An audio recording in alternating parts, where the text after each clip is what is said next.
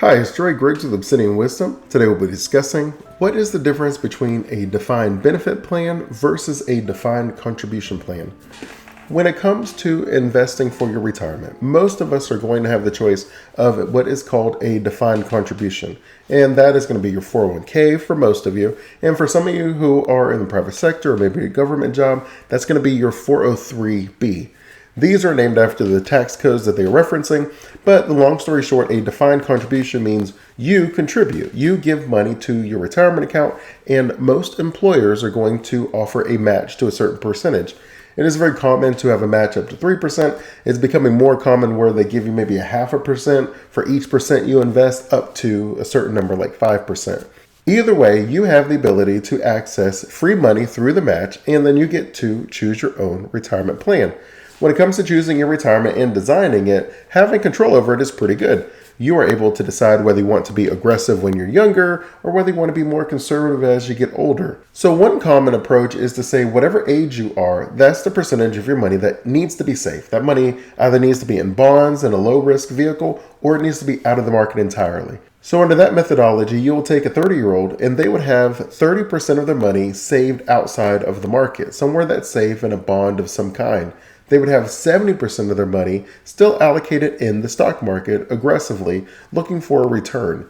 When they're 50 years old, then they would say 50% of my money is safe and 50% of my money is invested aggressively still in the stock market. When you're 70, you would have 70% of your money safe and then 30% of your money would still be invested aggressively in the stock market. The benefit of a defined contribution plan is your employer gives you that money today. You can then decide whether you want it to be invested aggressively or you want it in something safer. On the other hand, if you have a defined benefit plan where it's not a contribution where there's something put in, but it is a benefit, it's something that's given out. This is more commonly called your pension plan. If you have a pension, that means that you'll have two choices when it comes to retirement.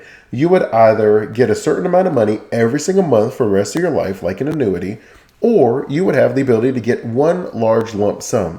So in Florida, we have the Florida retirement system where teachers and different government employees have the option of going into drop and getting a large lump sum, or they have the ability to get a pension where you get a certain amount of money for the rest of your life every single month. Because a pension and an annuity are structured in the same way, it means the employer has much higher costs to maintain a defined benefit plan, which is why they're not being offered that much anymore. In a defined benefit plan, because you're going to pay someone the rest of their life, you have to pay an actuary to tell you how long that person's going to live. If you don't know how long the person's going to live, then there's no way for you to figure how much money you need to have.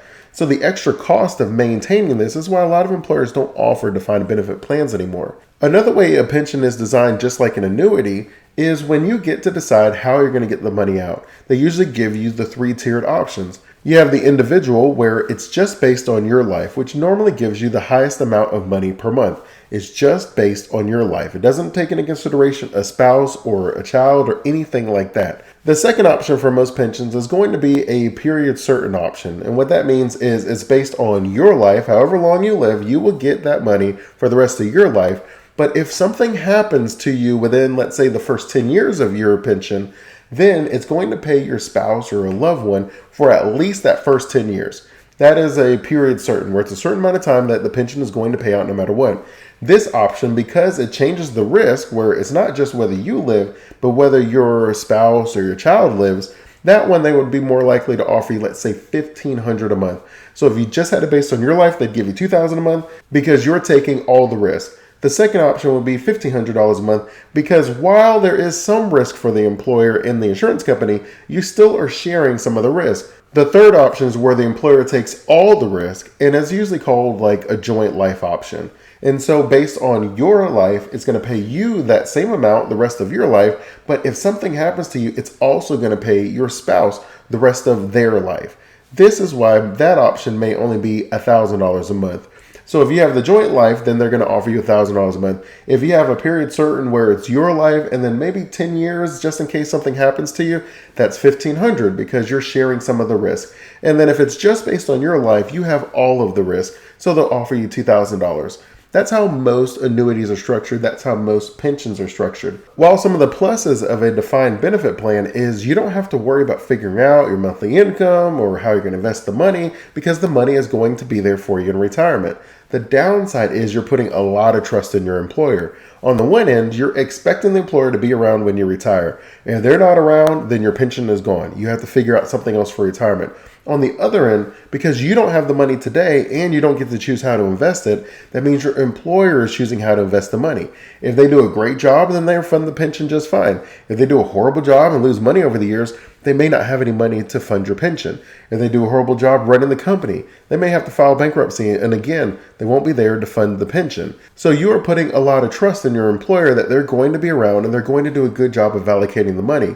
Versus a defined contribution plan where you get the money today and then you get to allocate it. Even if the employer isn't around, that money is yours, so you will get to take that 401k or that 403b with you onto your next adventure. From an employer's perspective, it is much more cost effective for them to offer a defined contribution plan.